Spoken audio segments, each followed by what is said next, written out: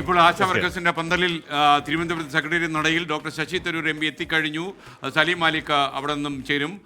Doctor Tharoor കുറച്ചു നേരം ആയോ സലീം അവിടെ അദ്ദേഹം എത്തിയിട്ട്?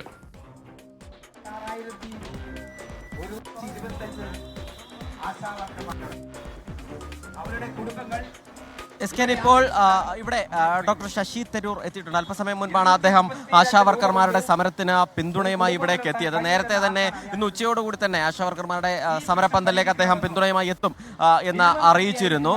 അതിന് പിന്നാലെയാണ് അദ്ദേഹം ഇവിടേക്ക് എത്തിയിരിക്കുന്നത്. സമയത്തിനകം തന്നെ ഈ സമരത്തെ അഭിസംബോധന ചെയ്ത് അദ്ദേഹം സംസാരിക്കുകയും ചെയ്യും. ഓരോ ദിവസം കഴിയും തോറും കോൺഗ്രസിൻ്റെതുൾപ്പെടെയുള്ള നേതാക്കളൊക്കെ ഇവിടേക്ക് എത്തുകയും പിന്തുണ അർപ്പിക്കുകയും ചെയ്യുകയാണ്. അത് വലിയ നിലയിലുള്ള UDF നേതാക്കൾ ഉൾപ്പെടെയുള്ളവരും സാംസ്കാരിക നായകർ ഉൾപ്പെടെയുള്ളവരും ഒക്കെ എത്തിയിരിക്കുകയും ചെയ്യുന്നു. ശശി തരൂർ എത്തിയ സമയം അതിന് തൊട്ടു മുൻപാണ് ആശാ വർക്കർമാർക്ക് ഒരു നോട്ടീസ് പോലീസിന്റെ ഭാഗത്ത് നിന്ന് മഹാസംഗമത്തിൽ പങ്കെടുത്ത ആശാ വർക്കർമാർക്ക് പോലീസ് സ്റ്റേഷനിൽ ഹാജരാകണമെന്ന് കാണിച്ചൊരു നോട്ടീസ് വന്നിട്ടുള്ളത്. അതിന് തൊട്ടു പിന്നാലെയാണ് ശശി തരൂർ ഇവിടെ എത്തിയ എന്നുള്ളൊരു പ്രത്യേകത കൂടിയുണ്ട്.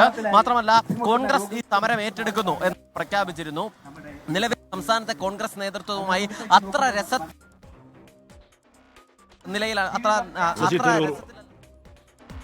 MP അവിടെ ആശാ വർക്കർമാരുടെ സമരവേദിയിലാണുള്ളത് എന്ന് പറഞ്ഞാൽ വലിയ തലപ്പൊക്കമുള്ള നേതാക്കളൊക്കെ ആ സമരപന്തലിലേക്ക് എത്തുകയാണ്. ആ സമരപന്തൽ കൂടുതൽ നിയമ നടപടികളിലേക്കൊക്കെ പോകുമ്പോഴും അവിടെയൊക്കെ കൂടുതൽ നേതാക്കളുടെ പ്രതിപക്ഷ നേതാക്കളുടെയും അല്ലാത്ത നേതാക്കളുടെയും ഒക്കെ വലിയ സ്വാധീനം അവിടെ ഉണ്ടാകുന്നു. CPIയുടെ പ്രധാനപ്പെട്ട നേതാവ് KK ശിവരാമൻ പറഞ്ഞത് സർക്കാർ വായില്ലാത്ത ദൈവമായി മാറി, അതുകൊണ്ടാണ് ഇത്തരത്തിൽ ആശാ വർക്കർമാർക്ക് അങ്ങോട്ടേക്ക് എത്തേണ്ടി വന്നതെന്നൊക്കെ പറഞ്ഞു. അപ്പോൾ മുന്നണിക്കകത്തുനിന്ന് പോലും ഇതിന് പിന്തുണ ഉണ്ടാകുന്ന സാഹചര്യമുണ്ട്. സലീം മാലിക് തുടരുന്നുണ്ട്. സലീം, ശശി തരൂർ സംസാരിച്ചു കഴിഞ്ഞോ?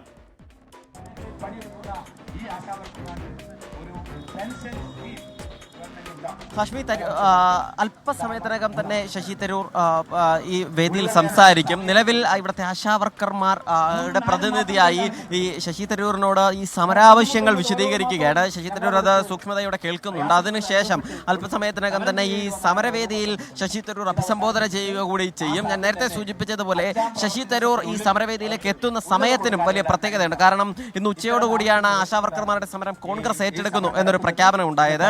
അതിന് പിന്നാലെ നാളെ പഞ്ചായത്ത് ഓഫീസുകൾക്ക് മുൻപിൽ NHA പുറപ്പെടുവിച്ച സർക്കുലർ കത്തിച്ചുകൊണ്ട് കോൺഗ്രസ് ഔദ്യോഗികമായി സമരം ഏറ്റെടുക്കുമെന്ന് പ്രഖ്യാപിച്ചതാണ്. അതിനുശേഷം മാർച്ച് 3 സെക്രട്ടേറിയറ്റിലേക്ക് കൂടി ഒരു മാർച്ച് നടത്തും എന്നും പ്രഖ്യാപിച്ചതാണ്. അതിന് പിന്നാലെ ആദ്യമായി ആ പ്രഖ്യാപനം വന്നതിന് ശേഷം ആദ്യമായി വേദിയിലേക്ക് എത്തുന്ന രാഷ്ട്രീയ നേതാവ് കോൺഗ്രസ് നേതാവ് എന്നുള്ള നിലയിൽ കൂടിയാണ് ശശി തരൂർ ഇപ്പോൾ അതിൻ്റെ ഒരു പ്രാധാന്യമുള്ളത്. നിലവിൽ കോൺഗ്രസിന്റെ എല്ലാ പ്രധാനപ്പെട്ട നേതാക്കളും ഇവിടേക്ക് എത്തിയിരുന്നു. കഴിഞ്ഞ ദിവസങ്ങളിലൊക്കെ VD സതീശനും രമേശ് ചെന്നിത്തലയും K സുധാകരനും MM ഹസനും ഒക്കെ ഇവിടേക്ക് എത്തുകയും ചെയ്തിരുന്നു. ഇപ്പോൾ ശശി തരൂർ ആശാവർക്കർമാരുടെ സമരത്തെ അഭിസംബോധന ചെയ്ത് സംസാരിക്കുകയാണ്. ആദ്യം പറയാനുള്ളത് എല്ലാവരും സേവനത്തിന് നന്ദി. നിങ്ങൾ ചെയ്യുന്നത് വേറെ ആയിരിക്കും.